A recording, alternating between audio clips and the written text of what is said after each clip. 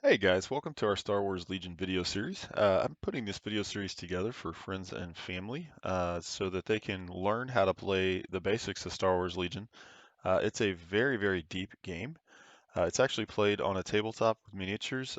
In this case, all the tutorial videos we're using a simulator called Tabletop Simulator and a Star Wars Legion download pack that allows us to kind of show you what it would look like in a computer, and it's just much easier to do these so I don't have to set the figures up and camera and lighting. So we're doing everything in Tabletop Simulator. So if you haven't checked that out, definitely go look at it. It's really cool. You can play board games with your family and friends right online. It's the second best thing to be in there in person. So back to Star Wars Legion. This is a game where you play. It's a two-player game. It is turn-based. You'll play 6 rounds. Uh, those rounds are tracked by this little turn dial up here. And what happens is you have an Imperial player or a Rebel player, and they've just added the Clone Wars, so you can be either the Separatist or the Galactic Republic. And so you have different factions that you can select. You will build your army.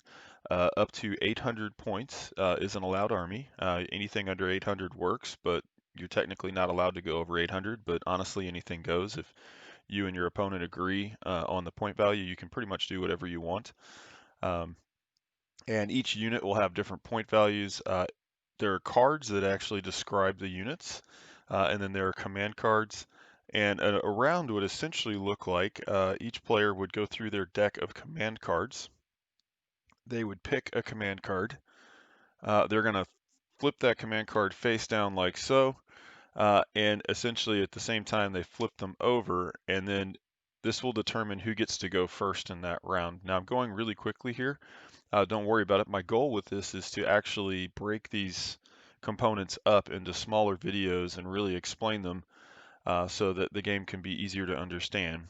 Because a lot of the videos online that I've seen are great. They're just either really, really long, and so you don't know exactly where they're teaching the one section you just want to learn, or they're too fast and they don't really explain what they're talking about. So I'm trying to kind of do something a little different here because I'm a visual learner and it just helps me to see it. So anyway, so don't worry if I'm going quickly here.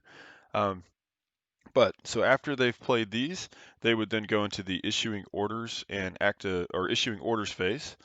This is where they put down these order tokens to units based on the command card that they played. After that, the player who won the round and won initiative would take their turn first, and they could either activate a unit that they issued orders to, or they could draw from their stack. These would be all the other order tokens that were not issued to a unit. And then after that, they would perform their actions and maneuvers with a unit that they chose. And then once they're done, they would flip their order token over, indicating that that unit has moved. And now the initiative flips over to the other side. The other player will do the exact same sequence. They can attack, defend, they can do whatever they need.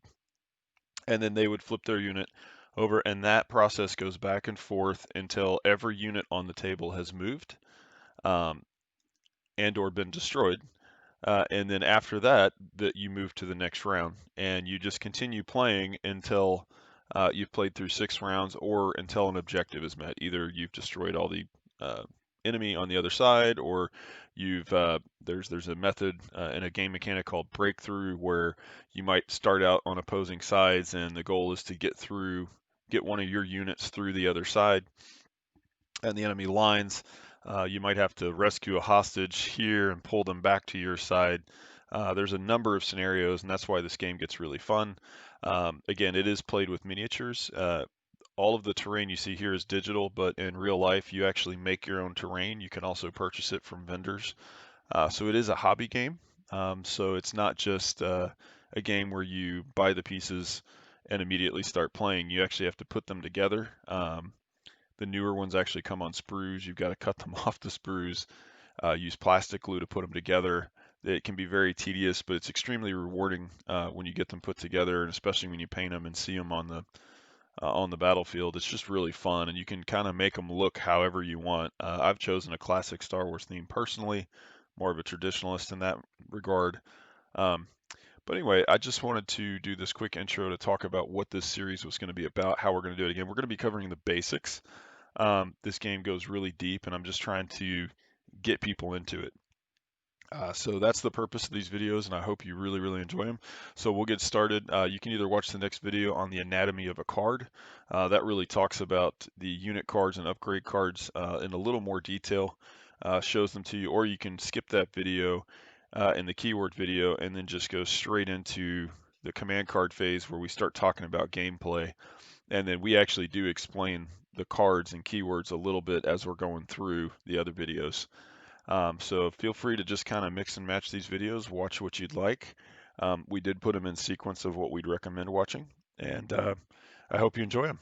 Thanks a bunch.